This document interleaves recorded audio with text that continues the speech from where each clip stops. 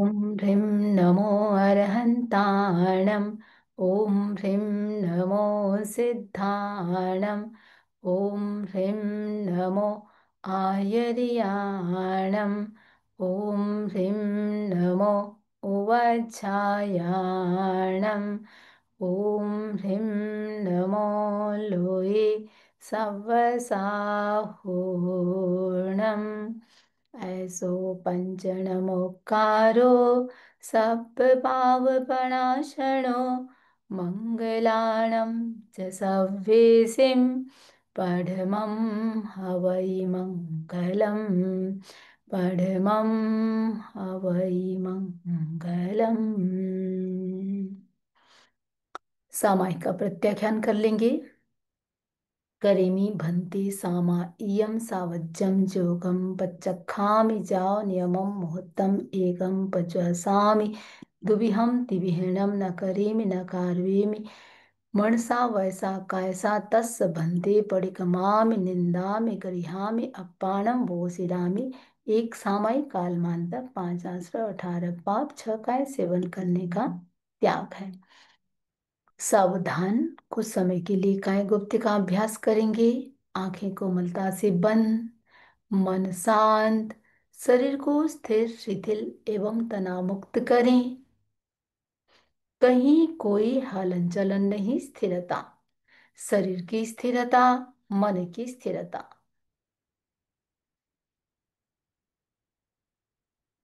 केवल आते जाते श्वास को देखें।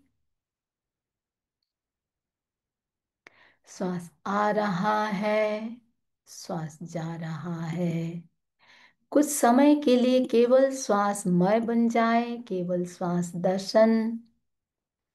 एक भी श्वास आपके बिना जानकारी न बाहर आए और न भीतर जाए।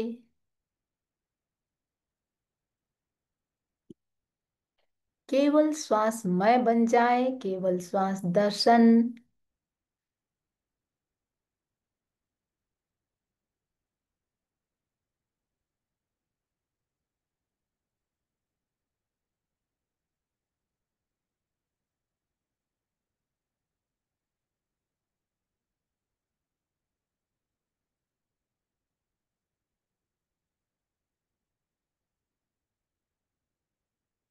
मानसिक संकल्प, मैं जिस स्वाध्याय को करने जा रही हूं उससे मेरे अनंत कर्मों की निर्जरा हो रही है।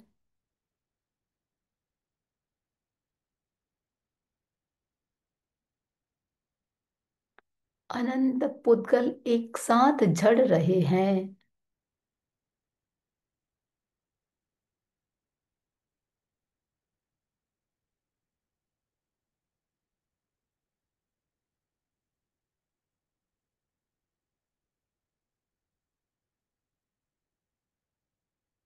इन्हीं शुभ संकल्पों के साथ 2-3 लंबा गहरा श्वास ले, लंबा गहरा श्वास छोड़ें।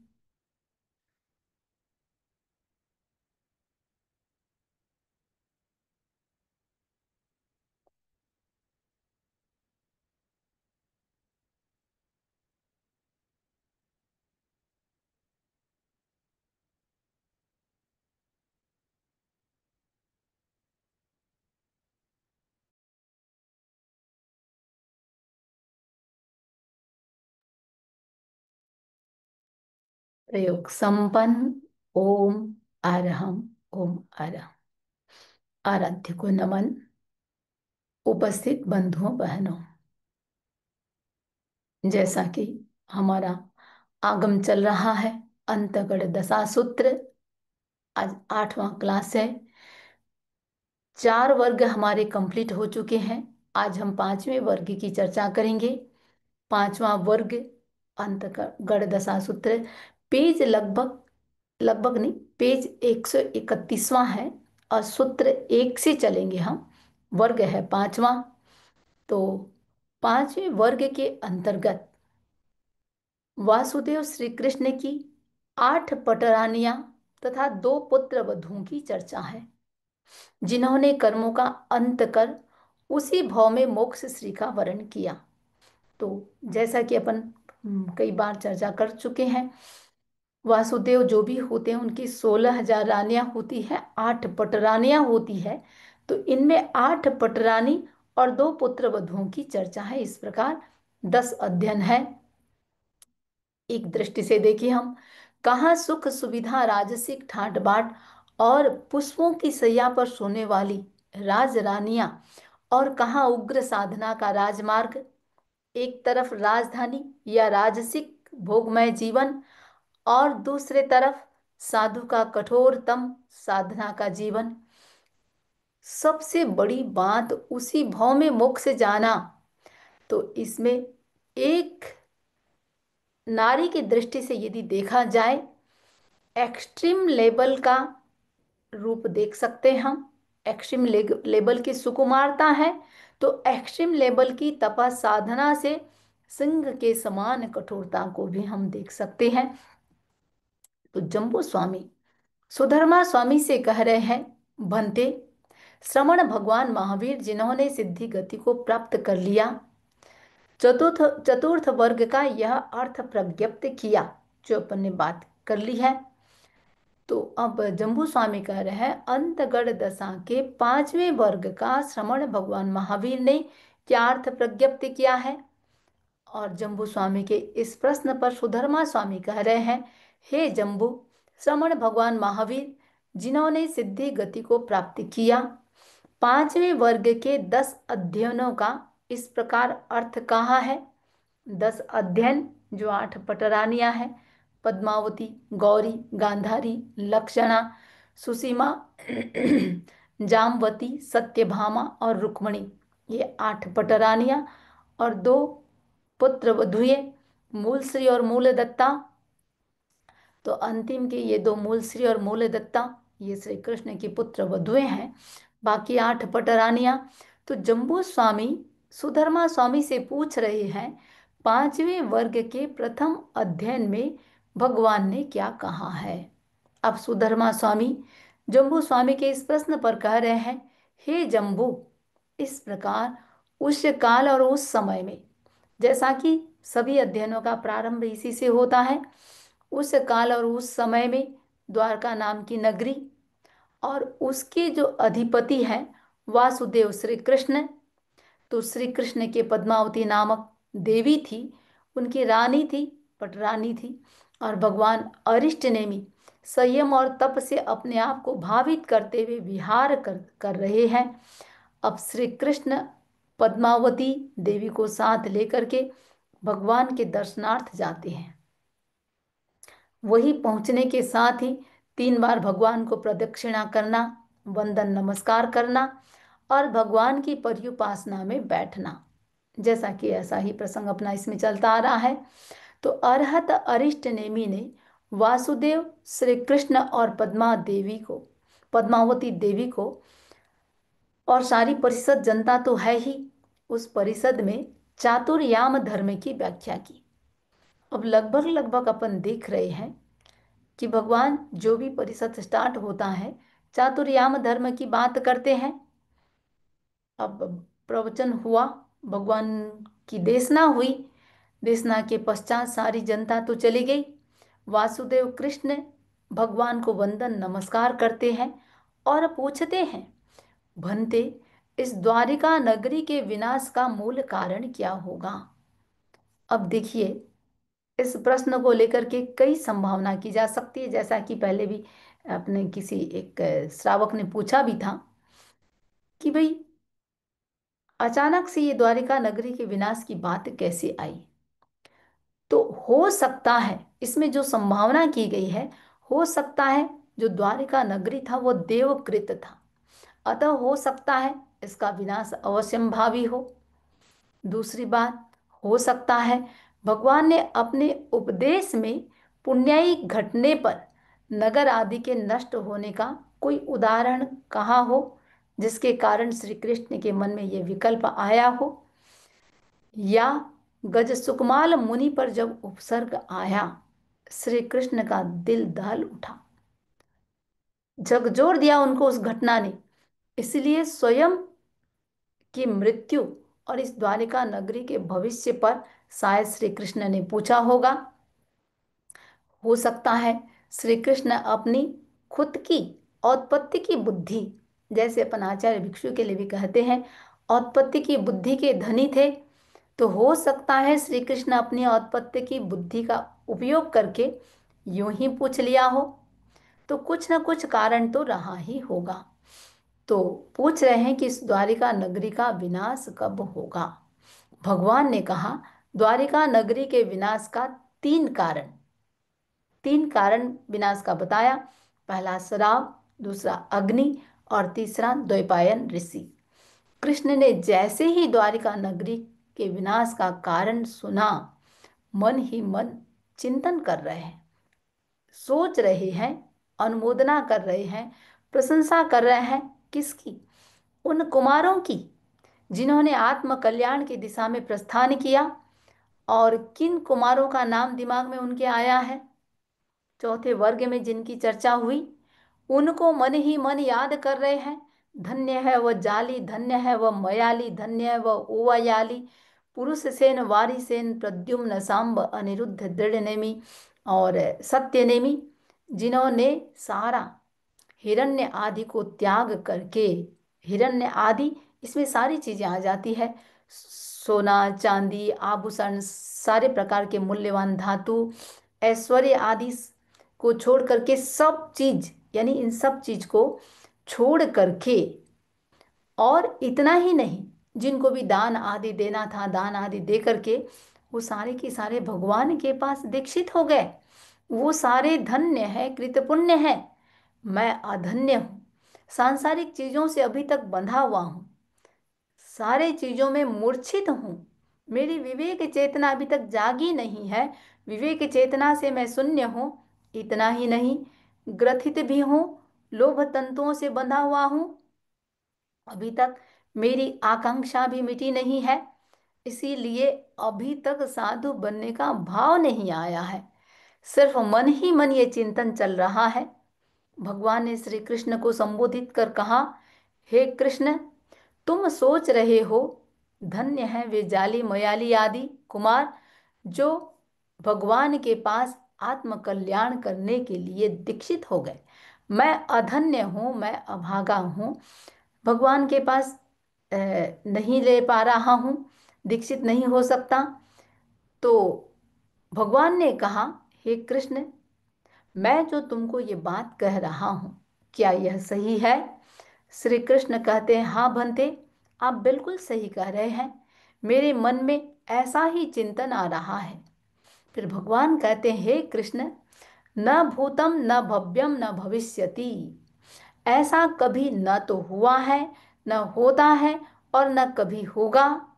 क्या चीज? वासुदेव नियमा दीक्षा लेते ही नहीं है, ले नहीं सकते। श्री कृष्ण पूछ रहे हैं, भंती इसका कारण क्या है? नहीं ले सकते, रीजन क्या है? भगवान ने कहा, हे कृष्ण, सभी वासुदेव पूर्व भाव में निदान किए हुए होते हैं, कृत निदान होते हैं। अब वासुदेव, वैसे अपन बोलते हैं श्री कृष्ण वासुदेव, एक तो वसुदेव के पुत्र थे इसलिए भी वासुदेव। और वासुदेव अपने आप में एक पदवी है। जैसे तीर्थंकर होते हैं, चक्रवर्ती होते हैं, बलदेव होते हैं, वैसे ही वासुदेव पदवी है। तीर्थंकर 24 होते हैं। वैसे एक काल चक्र में 48 तीर्थंकर, उत्सर्पिणी और अवसर्पिणी दोनों में मिला करके अपन 24 की बात करते हैं। तो इस अवसर्पिणी काल में हर एक एक एक, जैसे अवसर्पिणी काल में 24 और उत्सर्पिणी काल में 24, तो तीर्थंकर 24, वैसे ही 9 वासुदेव होते हैं। और वासुदेव अपने आप में ये पदवी है। तो इस अवसर्पणी काल, जहां हम ऋषभ से महावीर की बात करते हैं, 24 तीर्थंकरों की बात करते हैं, वैसे ही इस अवसर्पणी काल के भरत क्षेत्र में प्रथम वासुदेव हुए हैं त्रिपृष्ठ, जो भगवान महावीर के जीव थे। 18वें भाव में त्रिपृष्ठ वासुदेव थे और अंतिम वासुदेव श्री कृष्ण हुए हैं। तो सारे के सारे वासुदेव नियमा, नियमा यानी होता ही है, भजना यानी हो भी सकता है नहीं भी हो सकता है। तो भगवान कह रहे हैं सारे की सारे वासुदेव कृत निदान ही होते हैं। निदान पहले भी चर्चा हमारी आ चुकी है। इस लोक या परलोक के लिए धर्म को बेचना। तो निदान वस्तु संबंधी भी हो सकता है और भाव संबंधी भी हो सकता है। वस्तु संबंधी निदान, वस्तु जैसे ही प्राप्त होती है, मिलते ही वो निदान पूर्ण हो जाता है। जैसे द्रौपदी, द्रौपदी ने निदान किया था, मैं 5 पतियों की पत्नी बनूं या मेरे 5 पति मुझे मिले। तो जैसे ही वो वस्तु प्राप्त होती है तो व्यक्ति का निदान पूरा हो जाता है, कंप्लीट हो जाता है। लेकिन भव संबंधी निदान, तो श्री कृष्ण का भी पूर्व भव इस प्रकार प्रसंग जो आता है, जिसका उत्तर पुराण में उल्लेख है। देवकी देवी ने विशिष्ट ज्ञानी गणधर, एक गणधर थे, नाम था उनका वारदत्त। तो उस गणधर वारदत्त से कुछ पूछा था। तो गणधर ने कहा, पूर्व भव में तेरा निर्नामक नामक पुत्र था और वो साधु बना, उग्र तपस्या की। उस दौरान उसने निदान किया था, जिसकी चर्चा हम आगे भी पूरी विस्तार से करने वाले हैं। तो तुम्हारा ही पुत्र, पूर्व भव का पुत्र जो साधु बना, उग्र तपस्या की, उस दौरान उसने निदान किया था, मैं जन्मांतर में यानी आगे नारायण बनूं और वही यहाँ वासुदेव कृष्ण के रूप में पुनः तेरा पुत्र हुआ है। हरिवंश पुराण में श्री कृष्ण का पूर्व भव इस प्रकार आता है। किसी नगरी में गंगदेव नाम का राजा है और उसकी रानी का नाम है नंदयसा। उसके दो दो करके 3 युगल यानी 6 पुत्र होते हैं और वो बहुत ज्यादा प्रसन्न थी। जब वो गर्भवती रहती थी तब भी प्रसन्न थी, बाद में भी अपने संतान से काफी प्रसन्न थी। अब 7वीं बार फिर आगे जब वो गर्भवती होती है, इस बार 9 महीना उसको भारी पड़ गया। इतना मुश्किल हुआ, इतना मुश्किल हुआ, जैसे तैसे उसने 9 महीना संपन्न किया। अब जो बच्चा, रानी का बच्चे के प्रति, गर्भ के प्रति भी बहुत ज्यादा उपेक्षा का भाव रहता था। अब बच्चा हो गया, उसके प्रति भी भयंकर द्वेष भाव, और इतना ज्यादा द्वेष भाव उसको पास में रखने में समर्थ नहीं थी, छोड़ दिया, जन्म के साथ ही छोड़ दिया। धाय माता जिसका नाम था रेवती, उसको दे दिया गया पालन पोषण के लिए। उसने बड़ा किया और उस बच्चे का नाम रखा गया था निर्नामक। ये जो 7वां बच्चा है नंद यशा का, नाम है निर्नामक। उसी नगरी में एक सेठ का पुत्र था, श्रेष्ठी पुत्र था, जिसका नाम था शंख। और शंख को ये निर्नामक बहुत ही, जो राजकुमार है, जो धाय माता के पास पल रहा है, बहुत ज्यादा प्रिय था। एक बार की बात है, बसंतोत्सव था और किसी उद्यान में वो छहों छहों की छहों राजकुमार, जो गंगदेव के पुत्र हैं, एक साथ भोजन कर रहे थे। शंख भी वहां जाता है और निर्नामक उसके साथ में ही है। उन छहों से कहा, देखो, यह निर्नामक तुम्हारा छोटा भाई है, आज क्यों न इसको साथ में ही भोजन करा दो। अब छहों के भीतर तो कोई द्वेष था नहीं, छहों ने उसको अपने पास बिठा लिया। उसी समय उनकी माँ रानी नंद यशा अचानक आ गई और जैसे ही नंद यशा को निर्नामक को देखा, क्रोध से आग बबूला हो उठती है।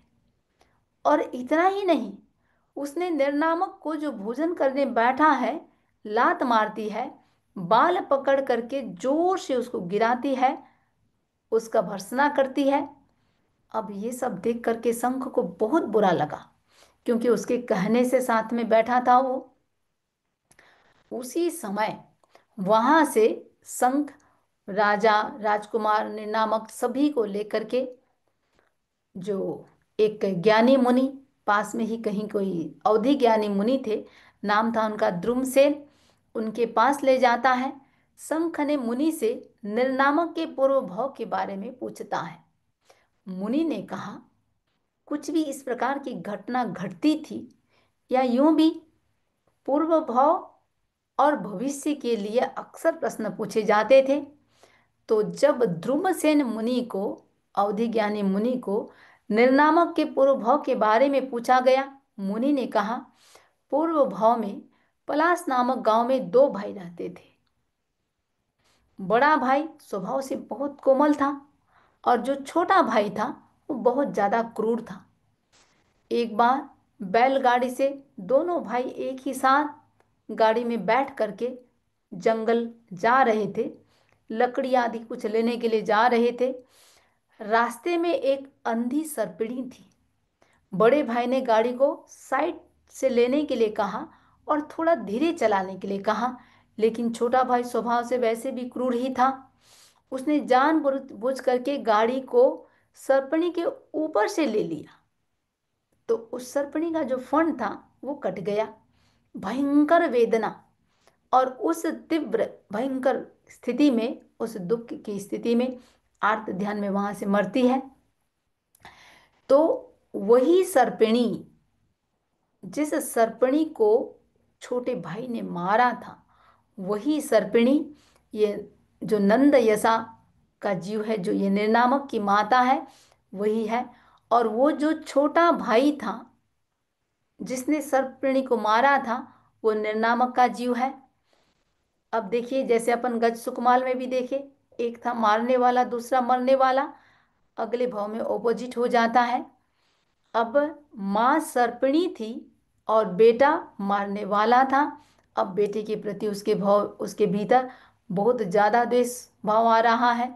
तो पूर्व भाव में सर्पिणी के साथ निर्दयता पूर्वक व्यवहार करने के कारण माता नंद यशा, इसके प्रति द्वेष भाव निरंतर इसका बना रहता है।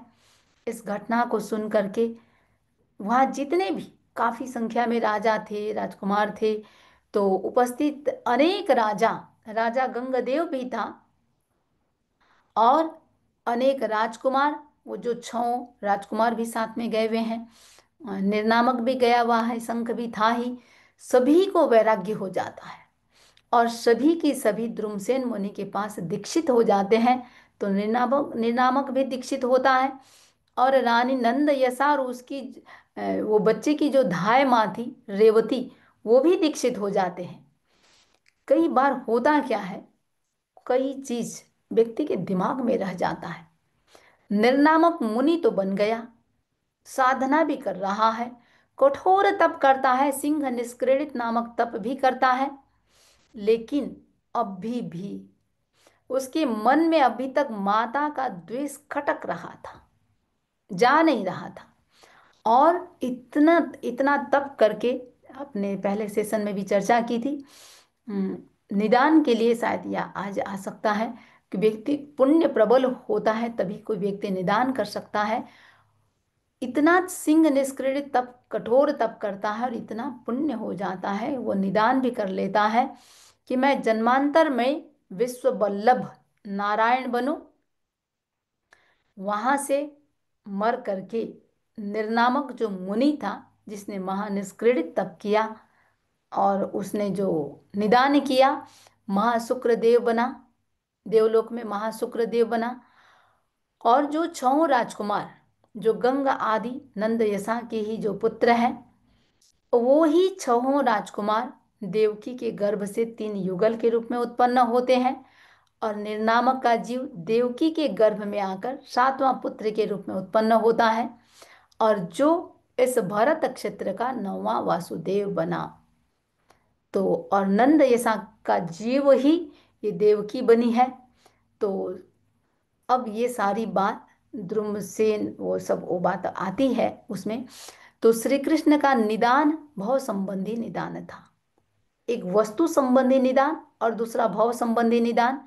तो सारे के सारे वासुदेव निदान कृत ही होते हैं और मर करके अधोगति में ही जाते हैं।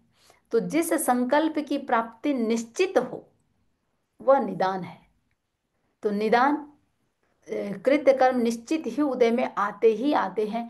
तो देवता और मनुष्य की रिद्धि को देख करके या कोई सुनता है, उसके भीतर तीव्र अभिलाषा उत्पन्न हो जाती है। हाँ, बिना पुण्य के निदान, यदि किसी के पास पुण्य ही नहीं है और कोई सोचे मुझे रिद्धि सिद्धि अमुक वस्तु मिले, अमुक व्यक्ति मिले, अमुक पदवी मिले, उसका कुछ नहीं होगा। निदान के लिए भी प्रबल पुण्य चाहिए। तो तब आदि से जब पुण्य प्रबल हो जाता है, उसी का निदान फलीभूत होता है। तो भव संबंधी निदान में चारित्र्य की प्राप्ति नहीं होती। यानी अब श्री कृष्ण की ही बात ले, निदान कृत वासुदेव पद भी है, निदान कृत है। तो जब तक वो भव पूरा नहीं होगा, व्यक्ति को चारित्र्य की प्राप्ति यानी साधु बन नहीं सकता है। तो भगवान कह रहे हैं, हे कृष्ण, इसीलिए मैंने कहा न भूतम न भव्यम न भविष्यति। कोई भी वासुदेव आज तक न दीक्षित हुए हैं, न होते हैं और न होंगे। अब सहज ही श्री कृष्ण के मन में जिज्ञासा हुई, भंते यहाँ से मैं कहाँ जाऊंगा और कैसे मरूंगा। भगवान ने कहा, हे कृष्ण, जब द्वारिका नगरी जल जाएगी उस समय तुम अपने भ्राता बलराम, देखिए वासुदेव और बलराम, इनके पिता एक होते हैं, माँ दो होती है। जैसे अपन ले लक्ष्मण और श्री राम दशरथ के पुत्र हैं, लेकिन दोनों की माँ अलग है। तो श्री राम बलराम हैं, बलदेव हैं, और लक्ष्मण है वो वासुदेव हैं। तो वैसे ही यहाँ भी बलराम और श्री कृष्ण पिता एक है, माँ दो हैं। तो भगवान ने कहा, हे कृष्ण, जब द्वारिका नगरी जल जाएगी उस समय तुम अपने बड़े भ्राता बलराम के साथ पांडु मथुरा मथुरा के लिए प्रस्थान करोगे, जहां पर पांडु राजा के पुत्र पांचों पांडव रहते हैं। रास्ते में कौशाम्बी नगरी के जंगल में विश्राम के लिए तुम रुकोगे वहां। और वो जो वृक्ष होगा न्यग्रोध नाम का बट वृक्ष, जिसके नीचे तुम विश्राम करोगे, तुम्हारे शरीर पर पीला वस्त्र ओढ़े हुए रहोगे। और जरा कुमार के बाण से तुम्हारा जो बायां पैर है वो विंध जाएगा। उसी समय तुम मरकर बालुका प्रभा नाम की तीसरी नरक में पैदा होगी। जैसे ही श्री कृष्ण ने अपनी भविष्यवाणी सुनी, एकदम आर्त ध्यान में डूब गए, चिंता मग्न हो गए। यही श्रेणी के साथ भी हुआ था। तो चिंता मग्न हो गए। भगवान ने कहा, हे कृष्ण, चिंतित मत बनो, उदास मत हो, दुखी मत हो। वहां से आयु पूर्ण करके आगामी उत्सर्पिणी काल में भरत क्षेत्र के द्वीपों में, जम्बू द्वीप में तुम 12वें तीर्थंकर बनोगे। और अमम नाम के 12वें तीर्थंकर, वो नगरी होगी सतद्वार नगर। तो वहां पर 12वें नाम के तीर्थंकर बनोगे और वहां बहुत वर्षों तक केवल पर्याय का पालन करके तुम सिद्ध बुद्ध मुक्त और परिनिवृत्त हो जाओगे, सभी दुखों का अंत करोगे। देखिए, जहां जहां भी मुक्ति की बात आती है, ये 5 शब्द अक्सर आते हैं, सिद्ध बुद्ध मुक्त परिनिवृत्त और सब दुखों का अंत करने वाला। कोई भी जीव जो सिद्ध होता है, ये 5 शब्द बोले जाते हैं। सिद्धि अलग अलग मिलता है। देखिए, वृत्तिकार के अनुसार अपन 5 शब्द की थोड़ा सा अर्थ देखें। जो जीव सिद्धि गमन के योग्य हो जाता है, बुद्धि, सिद्धि गमन के योग्य होकर जब समस्त पदार्थों को जान जाता है, वो बुद्ध हो जाता है। मुच्चई, 4 अघाती कर्मों से भी धीरे धीरे मुक्त होना। और परिनिब्बाई, जैसे कर्म क्षय होते जाते हैं, वैसे वैसे आत्मा परिनिव्वाई यानी शांत होती जाती है, परिनिवृत्त हो जाती है। उसके पश्चात सब दुखान मंतम करई, अंतिम भव के आयुष्य के अंत में, क्योंकि भव अपने आप में बहुत बड़ा दुख का कारण है, वो भवों का अंत हो रहा है। क्योंकि तीर्थंकरों के तो कोई ऐसे देखे हम असात वेदनी का कोई उदय नहीं है, या जो भी मुक्त हो रहा है। तो यहाँ अंतिम भव के आयुष्य के अंत समय में समस्त कर्मों के अंशों का भी क्षय कर देता है, इसलिए कहा गया सब दुखाण मंतम करई।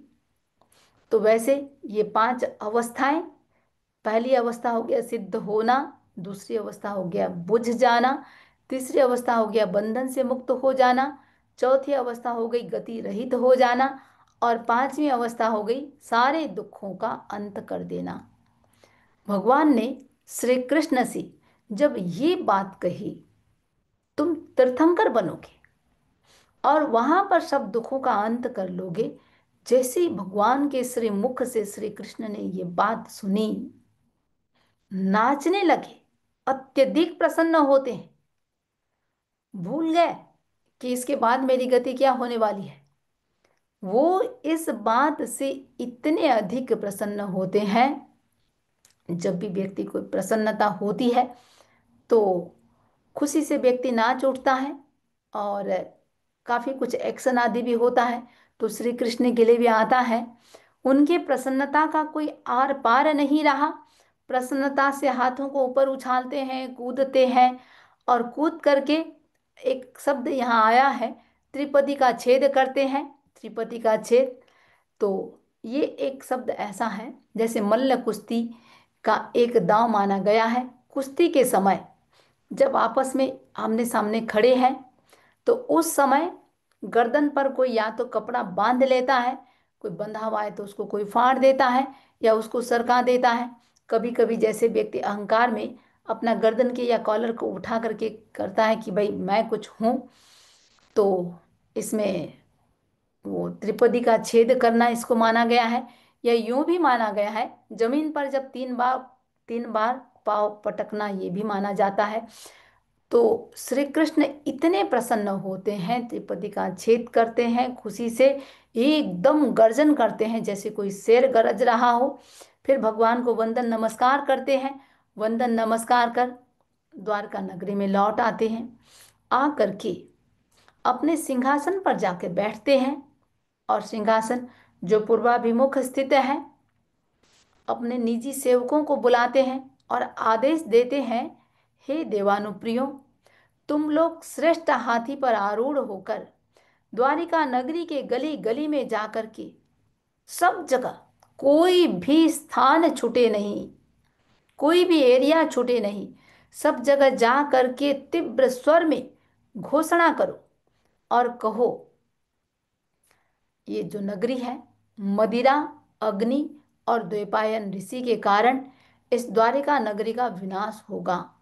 और जो भी आत्मा का कल्याण करना चाहते हैं, देखिए भगवान की वाणी पर कितना विश्वास है श्री कृष्ण का, इसलिए आकर के ढिंडोरा पिटवाते हैं कि भाई जो भी आत्मा का कल्याण करना चाहते हैं, वो भगवान के पास दीक्षित होना चाहते हैं, उनको मेरी तरफ से अनुमति है। दीक्षा के इच्छुक व्यक्ति उनके पीछे परिवार का भरण पोषण की कोई चिंता ना करें, सारे की सारा श्री कृष्ण करेंगे। यानी दीक्षा लेने वालों के कोई भी मित्र है, ज्ञाति है, हो सकता है कोई दुखी हो सकता है कोई गरीब हो सकता है किसी का ऋण चुकाना बाकी हो, सबकी आजीविका की चिंता वासुदेव श्री कृष्ण करेंगे। और दीक्षा लेने वालों का भी धूमधाम से दीक्षा महोत्सव स्वयं श्री कृष्ण करेंगे। और ये घोषणा एक बार नहीं, इसको 2 बार करो, 3 बार करो, और जगह जगह करो। घोषणा करके मुझे आ करके इसकी जानकारी भी देना। राज सेवक घोषणा करते हैं, 3 बार करते हैं और आ करके श्री कृष्ण को सारी जानकारी देते हैं। अब हम यहाँ देखें, देखिए स्वयं दीक्षा लेने में असमर्थ थे, दुखी हो गए थे, मैं क्यों नहीं ले सकता दीक्षा। अब दूसरा उपाय देखा, क्या कर सकता हूं, कर्म निर्जरा तो मुझे करनी है। 3 करण बोलते हैं अपन, 3 योग 3 करण। 3 करण करना, कराना, अनुमोदन करना। तो श्री कृष्ण का अंतराय का उदय था, संयम तो ले नहीं सकते थे, लेकिन दूसरे 2 करण का उन्होंने उपयोग किया, काम में लिया, कराना और अनुमोदन करना। और उन्होंने अपनी पटरानियां, रानियां, राजकुमार, राजकुमारियां, कितनों को भीतर से वैराग्य उत्पन्न किया, उत्कृष्ट धर्म दलाली। और फिर भगवान के पास आकर के 18,000 उस समय साधु थे, 3 बार उठ बैठकर सबको वंदना की, भावों से वंदना की। और इससे पहली बात तो संयम की दलाली, और दूसरी बात उठ बैठकर भावों से वंदना। इस क्रिया से उनको क्षायक सम्यक्त की उपलब्धि हुई और तीर्थंकर नाम गोत्र का उन्होंने बंध भी कर लिया। तो जिस समय श्री कृष्ण ने भगवान से द्वारका नगरी के विनाश और स्वयं के मृत्यु के बारे में पूछा था, तो और भगवान ने द्वारिका नगरी के विनाश में 3 चीजें बताई: मदिरा, अग्नि और द्वैपायन ऋषि। और श्री कृष्ण की मृत्यु को लेकर के कहा, जरा कुमार द्वारा तुम्हारी मृत्यु होगी। उस समय जरा कुमार भी वहीं उपस्थित था। वह भी वासुदेव वसुदेव का ही पुत्र था। हाँ, उसकी माता का नाम रानी जरा देवी है। यानी श्री कृष्ण जरा कुमार आपस में भाई भाई हुए। लेकिन भविष्य, और जरा कुमार बैठा भी वही है। भगवान की भविष्यवाणी सुन करके स्तब्ध रह गया।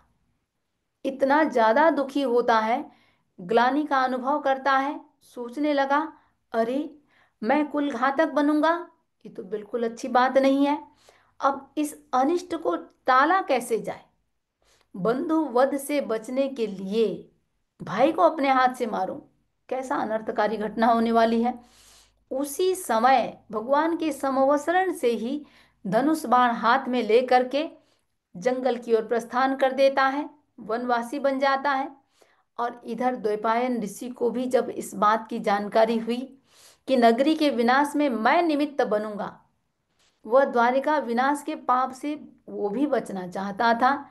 और वो खुद का आश्रम छोड़ करके बहुत दूर घने जंगल में चला जाता है। इधर श्री कृष्ण द्वारिका नगरी, यादव और प्रजा की रक्षा के लिए उन्होंने घोषणा करवा दी, जो भी मद्यपान करेगा उसे कड़े से कड़ा दंड दिया जाएगा। भगवान की देखिए वाणी है कि द्वारका नगरी का विनाश होगा। उसके बावजूद भी कैसे उसको बचाया जाए, ये भी विकल्प आ रहा है। तो आदेश दे दिया, मद्यपान करेगा उसे कड़े से कड़ा दंड दिया जाएगा। सबके पास प्रचुर मात्रा में शराब था और सभी ने उस सारे के सारे शराब को बहुत दूर कादम्बरी नामक कोई गुफा थी और उसके पास एक कुंड बना हुआ था, उस कुंड में सारा की सारा डलवा दिया। तो पूरी नगरी में अब शराब का नामो निशान तक मिटा दिया। और भगवान की तो भविष्यवाणी है। इधर श्री कृष्ण की पटरानी, अब इस घटना को हम थोड़ा सा आगे देखेंगे। प्रथम अध्ययन में जो चल रहा है श्री कृष्ण की पटरानी का, पद्मावती देवी। अब पद्मावती देवी भगवान से धर्म सुनती है, अत्यधिक आनंदित होती है, भगवान से कहती है कि निर्ग्रंथ प्रवचन में मैं गहरी श्रद्धा रखती हूँ, आस्था रखती हूँ, और वासुदेव कृष्ण से एक बार पूछ लेती हूँ, अनुमति लेकर आती हूँ और आपके पास दीक्षा लेना चाहती हूँ। भगवान ने वही शब्द दोहराया, आहा सोहम देवानुप्रिया माँ परिबंधम करे ही। हे देवानुप्रिय, जैसा सुख हो प्रतिबंध मत करो, विलंब मत करो। आकर श्री कृष्ण से जब पूछती है, श्री कृष्ण ने भी वही कहा, जैसा सुख हो वैसा करो। वैसे देखिए, जहां तक दीक्षा की बात है, किसी के भीतर भी वैराग्य का भाव होता है, उसे कमजोर करते हैं या अंतराय देते हैं या ना करते हैं, तो महामोहनी कर्म का बंध होता है। 30 कोड़ा कोड़ी सागरूपम का बंध हो जाता है, महामोहनी का बंध। तो अब यहां देखें अपन, श्री कृष्ण की पटरानी है देखिए पद्मावती देवी, और जो सबसे अधिक प्रिय पटरानी है, अंतराय नहीं देते। ये भी नहीं कहते तुम्हारे से होगा या नहीं होगा, इतने सुकोमल पली पूसी हो, बल्कि आदेश तो देते ही देते हैं। राज सेवकों, निजी सेवकों को बुला करके स्पेशल तैयारियां शुरू करवा दी। स्वयं 108 कलशों से पद्मावती देवी का अभिषेक करते हैं, उसको अपने हाथों से आभूषण आदि से अलंकृत करते हैं। हजारों पुरुषों द्वारा उठाई जाने वाली शिविका तैयार करवाते हैं और द्वारिका नगरी के बीचों बीच होते हुए भगवान अरिष्टनेमि उस समय सहस्राम्र वन पर विराज रहे हैं। तो रेवतक पर्वत पर जहाँ सहस्राम्र वन है वहां आते हैं। आकर भगवान को वंदन नमस्कार किया और इस प्रकार कहते हैं, भंते, यह मेरी पटरानी पद्मावती देवी है, मुझे बहुत ही प्रिय है और मैं इसे शिष्या के रूप में, इसे आपकी शिष्या के रूप में भिक्षा में बहराना चाहता हूं, देता हूं, आप इसे स्वीकार करें। भगवान ने वही कहा, जैसा सुख हो विलंब मत करो। पद्मावती देवी वहां से ईशान कोण की तरफ आती है, आभूषणों को उतारती है और स्वयं अपने हाथों से अपना पंचमुष्टि लोच करती है। अक्सर देखिए तीर्थंकरों के लिए भी पंचमुष्टि लोच की बात आती है।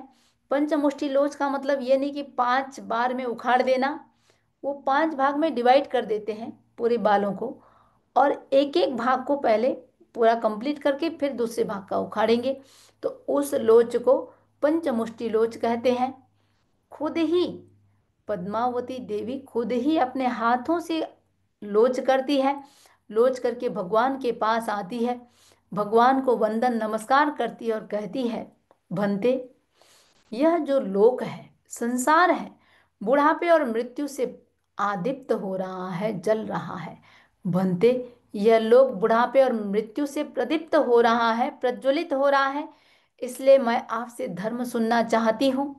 द्वारिका विनाश और जरा कुमार द्वारा श्री कृष्ण के अंत की भविष्यवाणी सुनकर के उसका दिल दहल उठा था, अंतःकरण आंदोलित हो गया था और इस विरक्त चित्त के कारण वैराग्य उत्पन्न हुआ उस बात को सुनकर के ही। इसीलिए भगवान से इस प्रकार कहती है पद्मावती देवी, बंदे, ये लोक कैसा है, बुढ़ापे और मृत्यु से आदीप्त हो रहा है, प्रदीप्त हो रहा है, संपूर्ण रूप से जल रहा है, ए टू जेड पूरा की पूरा संपूर्ण रूप से जल रहा है। अतः आप मुझे दीक्षा प्रदान करें।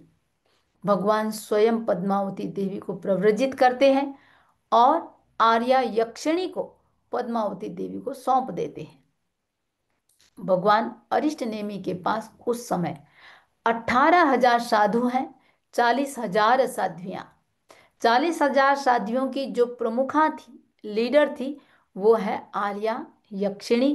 तो आर्या यक्षिणी को पद्मावती देवी को सौंप देते हैं। अब आर्या यक्षिणी पद्मावती देवी को प्रव्रजित करती है, यानी मुनि वेश प्रदान करती है, रजोहरण आदि मुंडित करती है। तो मुंडित वैसे देखिए पंचमुष्टि का लोच तो करके आ चुकी है, छोटा सा चोटी जितना बाल को रखा जाता है और वो गुरु या प्रमुखा है तो प्रमुखा अपने हाथों से, साध्वी है तो प्रमुखा, और संत है तो गुरु खुद अपने हाथों से, तीर्थंकर अपने हाथों से उसका लोच करते हैं। तो मुंडित करती है, जो बचा हुआ बाल है उसको सेक्ष बनाती है, यानी नव दीक्षित को सेक्ष कहा जाता है। तो सेक्ष की दिनचर्या संबंधी सारी जानकारी देती है, धर्म का आख्यान करती है, मुनि जीवन के आचार विचार गोचरी आदि की बात बताती है, कैसे उठना, कैसे चलना, कैसे बैठना आदि सारा सिखाती है। तो पद्मावती देवी अब साध्वी पद्मावती बन गई और साध्वी यक्षिणी उसको सारा जो भी सिखाती है सब एकदम मन से उसका वो फॉलो करती है। जो भी चलना उठना बैठना, छह जीव निकाय के प्रति कैसे संयम रखना, इतना ही नहीं 11 अंगों का स्वाध्याय करती है आर्या यक्षिणी के पास। उपवास, बेला तेला चोला पंचोला, पखवाड़ा, 15 दिन की तपस्या, मांस खमन आदि अनेक तपों से अपने आप को भावित करती हुई विहार कर रही है और उत्कृष्ट भावों से 20 वर्षों का उसका सामान्य पर्याय का पालन करती है। अंत में 1 महीने की संलेखना करती है। पहले भी अपन चर्चा कर चुके, संलेखना शरीर और कसाय को कृश करना, फिर 1 महीने का संधारा करती है, अनशन करती है। तो जिस प्रयोजन के लिए, लक्ष्य के लिए साधना को, मुनि जीवन को उसने स्वीकार किया था, उसकी उत्कृष्ट आराधना करती है। एक शब्द आया है नग्न भाव। तो नग्न भाव यानी अल्प मूल्य वाले वस्त्र पहनना, बहुमूल्य वस्त्रों का उपयोग नहीं। तो मुंड भाव, इंद्रिय विषयों को छोड़ना, ब्रह्मचर्य का पालन करना, साधु संबंधित सारी चर्याओं को से लक्ष्य की आराधना कर चरम उच्छ्वास के साथ सिद्ध हो जाती है। चरम उच्छ्वास यह काय योग के निरोध की पूर्व अवस्था है। उच्छ्वास निश्वास, अपन सांस लेते हैं छोड़ते हैं, तो उच्छ्वास निश्वास कहा जाता है। तो यह शरीर की काया की सूक्ष्म क्रिया है। जैसे इसका पूर्ण निरोध होता है, वैसे ही काय योग का भी पूर्ण निरोध हो जाता है। तो अपन 14 गुणस्थानों की जो बात आती है, 13वां गुणस्थान है सयोगी केवली गुणस्थान। यहाँ 3 योग है, कसाय नहीं है। कसाय अपना 10वें गुणस्थान तक, और अंतिम के 4 गुणस्थान वीतराग का गुणस्थान है। तो 13वां गुणस्थान को सयोगी केवली गुणस्थान, तीनों योग की क्रिया चालू है, मन वचन और काया, ये 3 योग। जब आयुष्य किसी भी केवली तीर्थंकर का आयुष्य अंतर मुहूर्त मात्र शेष रहता है, उस समय एक एक योग को निरोध करते जाएंगे। तो सर्वप्रथम मनोयोग का निरोध होता है, फिर वचन योग का निरोध करते हैं, और फिर अंतिम में शरीर की सूक्ष्म क्रिया उच्छ्वास निश्वास का निरोध किया जाता है। इस तरह पूर्ण योग निरोध होते ही अयोगी यानी जो जीव है शैलेशी अवस्था को प्राप्त हो जाती है। तो पद्मावती देवी जो इस प्रकार सिद्ध बुद्ध मुक्त हो जाती है और कर्मों का अंत कर लेती है।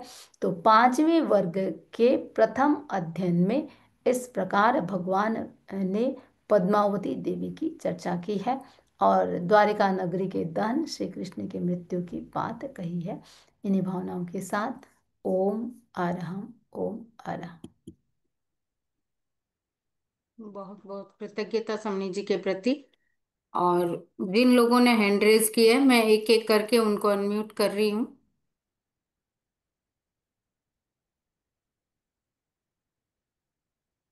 आ, एक सेकेंड। सबसे पहले अनु जी बुरा, मैं आपको अनम्यूट कर रही हूँ, आप अपनी बात रखें। हाँ बस बंदा में नमो सामी। जो हाँ जी। महारानी और पट महारानियों में मतलब इसमें दोनों में क्या अंतर रहता है बेसिकली? एक रानी और एक महारानी, चाहे उसको पट्ट महिषी कहें, अग्र महिषी कहें, चाहे महारानी कहें, पटरानिया। तो पटरानिया जैसे भी अपने कहा कि एक प्रकार से वो प्रमुख, अ, उनके पास दास दासियां अधिक होगी, उनके पास फैसिलिटी सारी अधिक होगी। तो जो प्रमुख उनको पटरानी या महारानी कहते हैं, और तो बाकी जो सिंपल 16,000 महारानियां थी उसी में से 8 आते हैं या 8 अलग ही होते हैं? 8 अलग होती है। अच्छा। और एक मतलब ना में निदान का थोड़ा ऐसे बता दीजिए ना, क्या निदान जैसे कौन कर सकते हैं, किस लिए करते हैं? शायद सेकंड पर सेक्शन में बताए थे पर उसका रिकॉर्डिंग नहीं है तो मैं समझ नहीं पाई निदान का पूरा। निदान देखो, ऐसे देखें कोई भी कर सकता है, लेकिन आज अपने जो बात की, मैंने चारों गति में कोई भी कर सकते हैं निदान?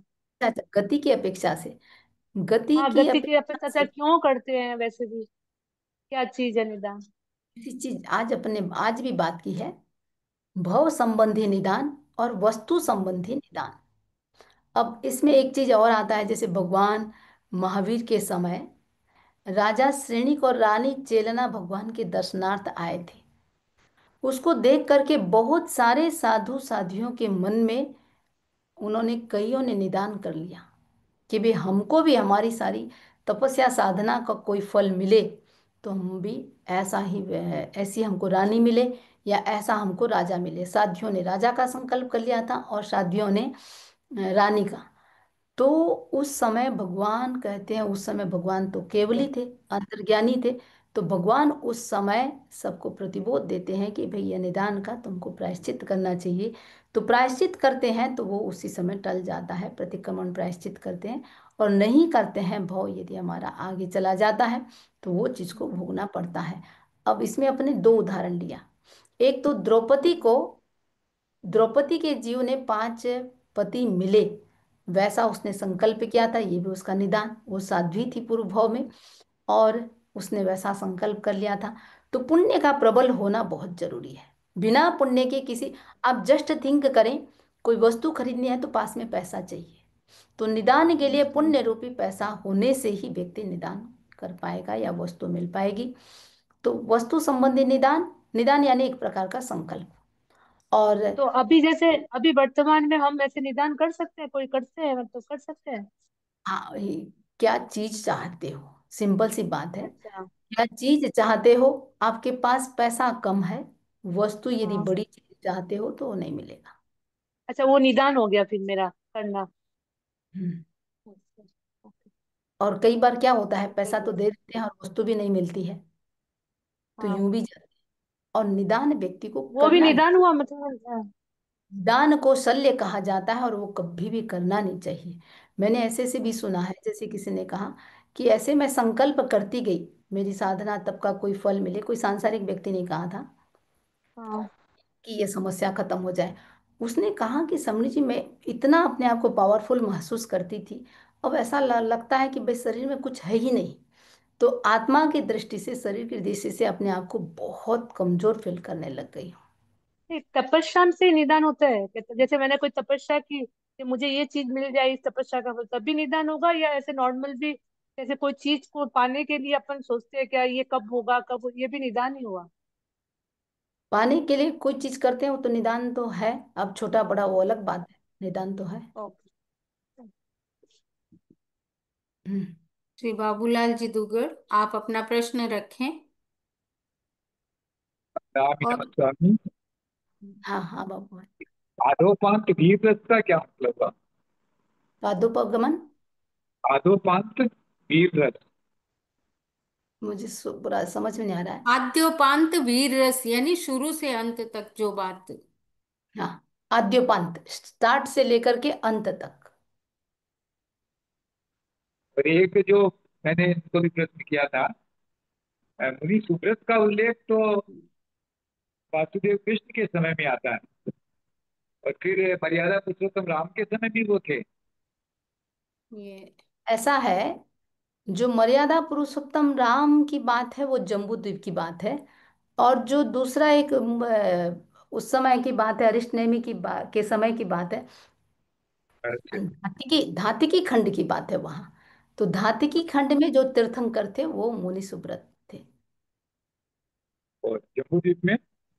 और जम्बू द्वीप में नहीं, जो आप श्री राम की बात कर रहे हैं, हाँ। तो श्री राम का वो मुनि सुब्रत, जो अपन 24 तीर्थंकर की बात कर रहे हैं, तो 20वें तीर्थंकर वो वाले हैं।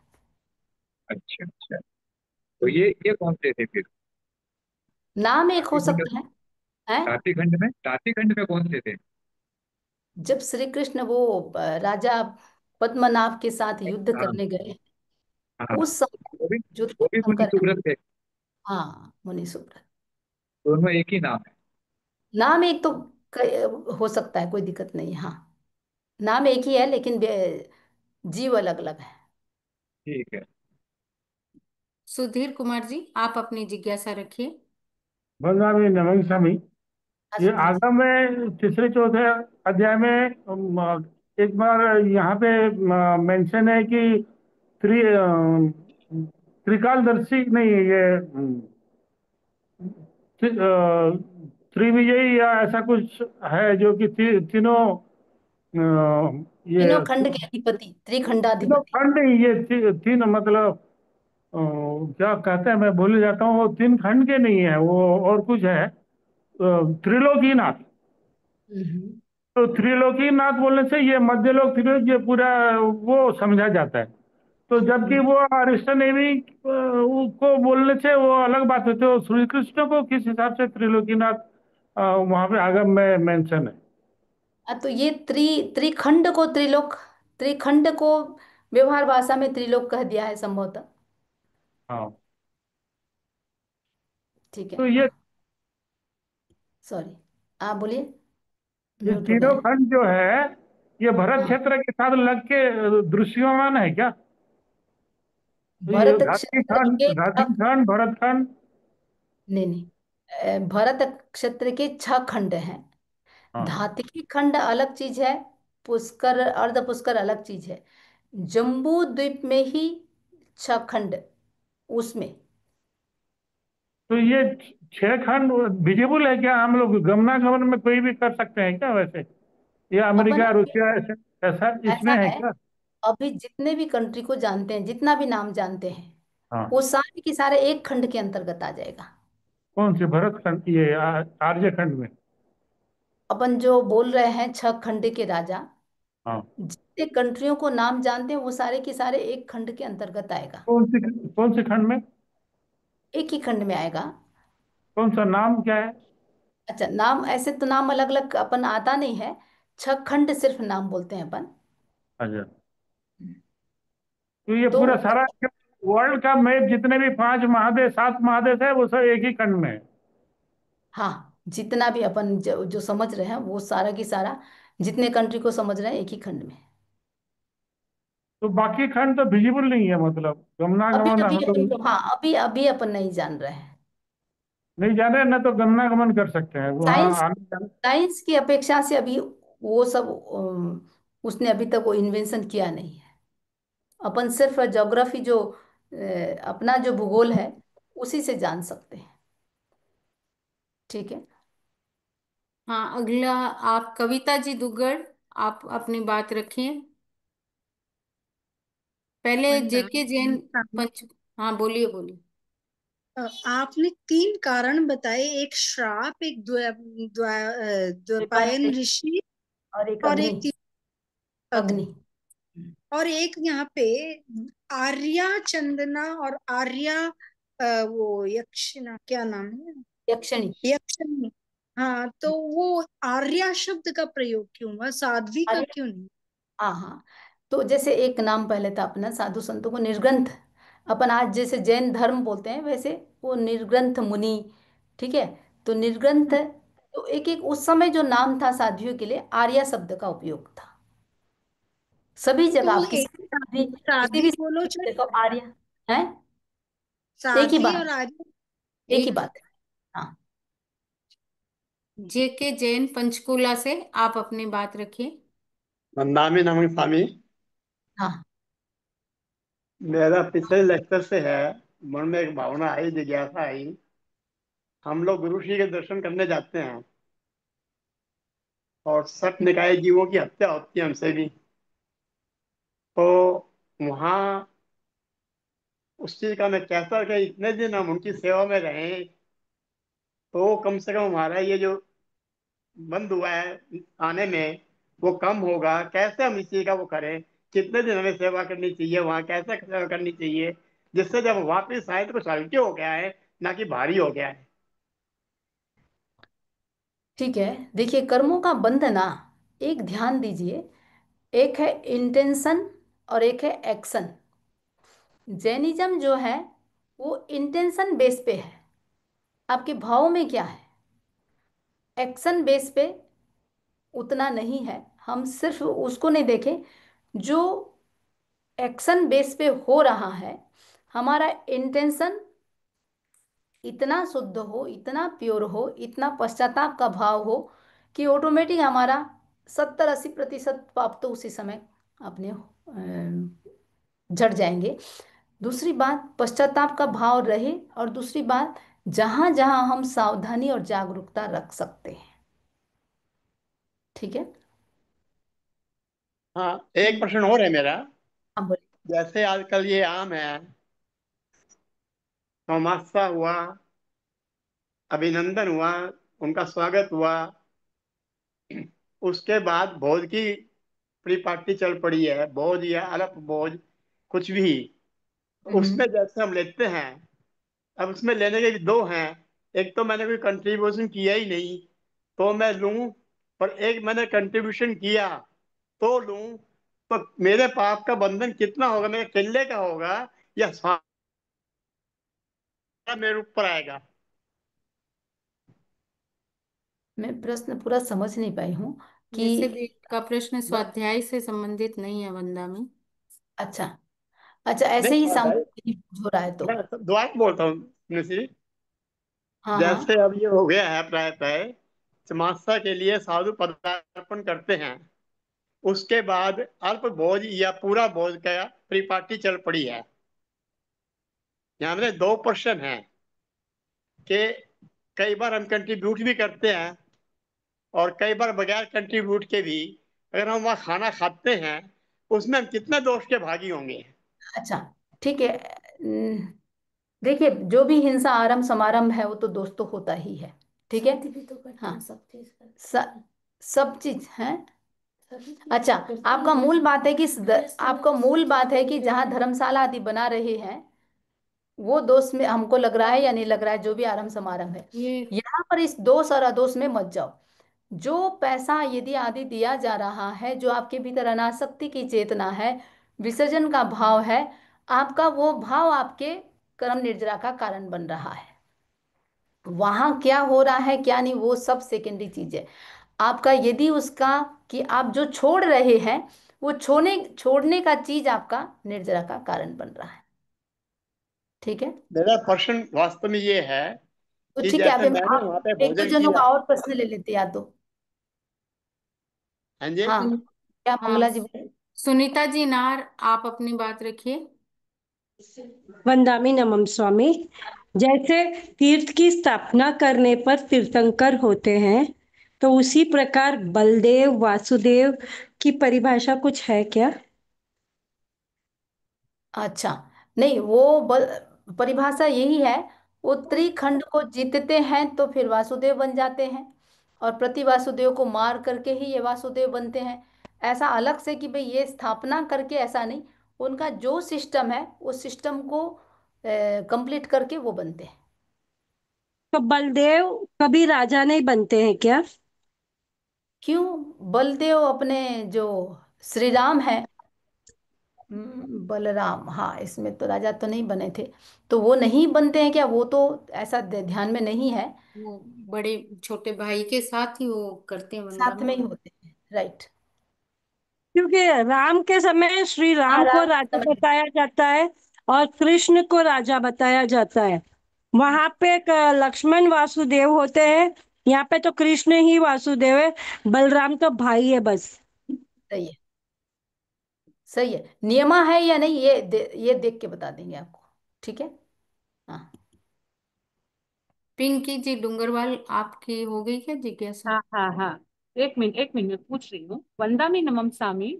हाँ। जैसे जम्बू स्वामी का जब जम्बू स्वामी को केवल ज्ञान प्राप्त हुआ, तब जब 10 चीजों की लोप होती है, तो वो 21,000 वर्ष के कितने वर्ष व्यतीत हो जाते हैं? कितने वर्ष व्यतीत होने के बाद उनको ये केवल ज्ञान प्राप्त होता है? 21,000 वर्ष नहीं, उनको तो पांचवा, ये इक्कीस नहीं, हजार जो उनको तो अपना हाँ, पांचवा 5वां वर्ष तो 21,000 का वर्ष होता है ना, उसमें कितने वर्ष व्यतीत हो जाते हैं? ऐसा है। ये सारे के सारे चौथे पांचवें आर्य के कितने वर्ष बीतने के बाद, पांचवें हम्म। आर्य से तो कोई मोक्ष जा ही नहीं सकता है ना। हाँ, लेकिन जम्बू स्वामी लास्ट थे ना मोक्ष जाने वाले? उनका जन्म चौथे आर्य में हुआ था वंदना। हाँ, जन्म तो चौथे आर्य में हुआ था। वो मोक्ष हम्म। पांचवा आरा लग करके कितना साल हो गया है वो देखना तो पड़ेगा। वंदा में भगवान के निर्वाण के बाद तो 3.5 साल, लगभग 3 वर्ष 8 महीने इतना सा काल ही बचता है। हाँ फिर हाँ पांचवा आर्य शुरू हो जाता है ना। हाँ, तो इनका हाँ। प्रश्न है कि कितना समय बाद जम्बू स्वामी का हुआ था जम्बू स्वामी हम्म। का जन्म तो वीर निर्वाण एक में ही हो गया था। मोक्ष? मोक्ष। मोक्ष 64 वर्ष की उम्र में हुआ था उनका। हम्म। तो कितना साल, उतना साल निकाल दो आप। हाँ, लगभग वही हो गया। 60 साल के बाद ही मतलब वो लोप हो गया। मेरा दूसरा प्रश्न मत्स्यगंधा में 12 प्रकार की जो निचरा है ना, उसमें वैयावृत्य क्या श्रावकों के लिए नहीं होता है क्या वो? देखो, वैयावृत्य एक श्रावक दूसरे श्रावक की यदि करता है तो हम्म। यहाँ मूल मूल चीज तो वैयावृत्य साधु के साथ ही है, सेवा अच्छा। का। हाँ, यहाँ आप साधु के जैसे जो वैयावृत्य करते हैं, साधु के किसी भी प्रकार की सेवा कर रहे हैं तो वो आ सकता है। लेकिन श्रावक श्रावक का यहाँ वैयावृत्य निर्जरा के अंतर्गत नहीं है। हाँ, तत् मत्स्यगंधा में। धन्यवाद। कृतिक। ठीक है। रंगराज जी सुराना, आप अपनी बात रख सकते हैं। आप अनम्यूट हो जाइए। और सामयिक भी एक बार पढ़वा भी देते हैं जिनको फिर निकलना है। तो पहले सामायिक पढ़वा दीजिए वंदना। नौवें सामयिक व्रत में जो कोई अतिचार दोष लगा हो मैं उसकी आलोचना करती हूँ। मन की शब्द प्रवृत्ति की, वचन की शब्द प्रवृत्ति की, काय की शब्द प्रवृत्ति की, सामयिक के नियमों का पूरा पालन न किया हो, अवधि से पहले सामयिक को पूरा किया हो, इनसे लगे मेरे दोष मिथ्या हो, निष्फल हो। ओम हर। हम्म, ठीक है। कौन बोल रहा है? 2 जनों के हाथ है दीदी, मंजू जी और लेकिन दिख नहीं रहे हैं वंदना। मंजू जी हैं तो। एक अच्छा, जन का हैंड रेज है, जो भी है आप अपने आप को अनम्यूट कर लीजिए। मंजू जी बोल रहे हैं सर। हाँ मैं बोलूं। हाँ जी बोलिए। स्वर्ग में एक नाम आया है कच्छुल नारद। कच्छुल नारद, तो ये कोई नारद के कोई मतलब कोई प्रॉपर नारद जी का नाम है या ये कोई नारद में अलग अलग जाति वर्ण वैसा कुछ है? ये पांचवें वर्ग में ही आया ना। 5वें वर्ग में ही आया हाँ है। तो वो ना थोड़ा सा जैसे जो हाँ तो कच्चुल मतलब वो हाँ। बदमाश टाइप से, ऐसे कि भाई वो अच्छा बोलते हैं ना, तो उस टाइप का प्रयोग हुआ है, मुझे ऐसा लगा। अच्छा। ठीक है। वृंदावन स्वामी। हाँ, थोड़े वो इधर का उधर लगाना, उधर का इधर करना, इस टाइप हाँ से। ऐसा ही इसमें लिखा है हाँ। वरनामी कि कच्छुल हम्म नारद जो दिखने में तो अति भद्रक और विनीत लगते हैं पर अंततः कलह प्रिय होते हैं, तो मतलब यही है। हम्म। मतलब उनके नहीं, कैरेक्टर को लेके ये नाम है कच्छुल। उपयोग सहित मतलब शायद, और नाम सब आता होगा तो देख लेंगे। हम्म। वंदा में सब हो गए, मेरे को लगता है मंजू जी छाजेड़ ने अभी भी हैंड रेज किया हुआ है। नहीं नहीं, वो तो पूछ लिया। हाँ हाँ पूछ चुके हैं तो सारे हो गए। ठीक है, मंगल पाठ कर दें। वही। चत्तारि मंगलम अरहंता मंगलम सिद्धा मंगलम साहू मंगलम केवली पन्नतो धमो मंगलम चत्तारि लोगोत्तमा अरहंता लोगोत्तमा सिद्धा लोगोत्तमा साहू लोगोत्तमा केवली पन्नतो धमो लोगोत्तमो चत्तारि शरणं पौच्चामि अरहंति शरणं पौच्चामि सिद्धि शरणं पौच्चामि साहू शरणं पौच्चामि केवली पन्नतं धम्मं शरणं पौच्चामि विघ्नहरण मंगलकर्ण स्वाम भिक्षुनो नाम गुणो लक समरण किया सरे अचिंत्या काम, सरे अचिंत्या काम। सूरज जी ने किया है हाथ, तो पूछना था क्या? बंदामी नमन स्वामी सुचाता महावीर आराम। हाँ वृंदावन स्वामी। छोटा चंद्र जी का भी वंदामी बंदामी नमः नमन स्वामी स्वामी। वृंदावन नमन स्वामी। वंदामी वृंदावन नमः स्वामी। स्वामी हाथ जोड़ सुख सत्ता पूछो। उसमें हम सब आपके बहुत बहुत आभारी हैं। हरि है। हरि है। दिग्योस मिलियोस नमन स्वामी। वंदामी नमन। रमणी जी हम सभी आपके बहुत बहुत आभारी हैं। बहुत बहुत आभारी है। बहुत आभारी हम सब बहुत आपके बहुत आभारी आभारी हैं। बंदामी बहुत बहुत आभारी हम आपके आभारी। वंदामी नमः स्वामी। आपके बहुत वंदामी नमन हम आपके आभारी हैं।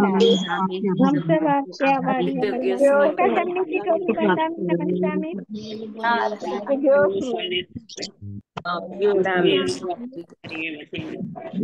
वंदना स्वामी, एक क्वेश्चन है मेरा। हाँ बोलिए बोलिए। हम मोबाइल मतलब वंदामी सामयिक में नमः स्वामी। मोबाइल यूज कर सकते हैं क्या? वंदा में हाँ बोलिए, क्या बोले?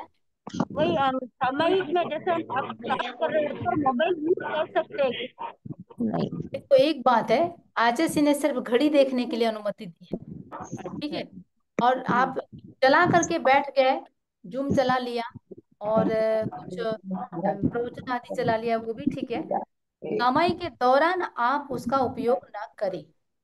अब दूसरी नहीं, बात, मान लो मेरे समय सामने। हाँ सामयिक लेते हैं तो हाँ। क्लास से जितना आगार रख के ऐसे नहीं ले सकते मतलब वंदा में।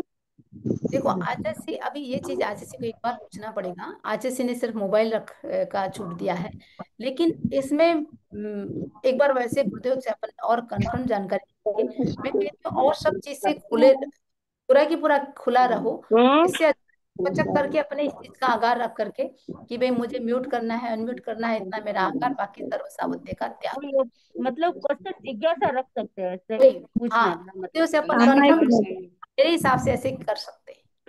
अच्छा। और एक वंदा में एक योजन लेकिन एक कितना चीज ध्यान किलोमीटर? दें, औसत में, औसत में यदि आप आचार्य की पूरी मनाही है, औसत में म्यूट अनम्यूट चलाना, कुछ भी नहीं करना है, जूम चलाना आदि। हेलो। हाँ और वंदा एक योजन का कितना किलोमीटर होता है? हाँ, ये छोटे सामने जी भी बंदा दर्शन दे रहे हैं, सब लोग कोई क्लास करी थी। छोटा समनी जी वंदामी नमन स्वामी। हाँ है हमारे। हाँ वंदामी समझ नहीं सुजाता पाएगी। है। नमन स्वामी सुजाता पढ़ते हैं। उससे तो बोल भेज देते ना, फिर ऊपर से होता। दिख रही हूँ दिख रही हूँ। वंदामी नमन स्वामी। हाँ तपस्या है, की है। वंदामी। हाँ वरना तो पिछले साल ज्वाइन कराई सारे। प्रत्येक जोश में वंदामी। सुजाता में वंदामी। सुजाता में छोटा समनी जी। हाँ जोश में एकदम वंदामी। ठीक है सुमन भाई। हाँ मोबाइल के सुमन बोल रही वंदामी नमन स्वामी। वंदामी नमन स्वामी समझी थी बारंबार वंदना करता हाँ बिमला भाई। हाँ वंदामी। अरे ठीक है। ओम वंदामी अरहम। नमन वंदामी स्वामी। नमन हाँ स्वामी। सुख हाँ सतन।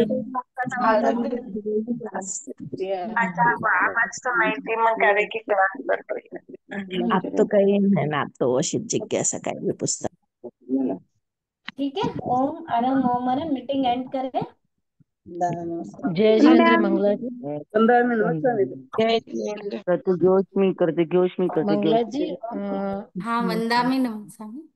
मीटिंग कंप्लीट करो ओवर कर दो। हाँ हाँ।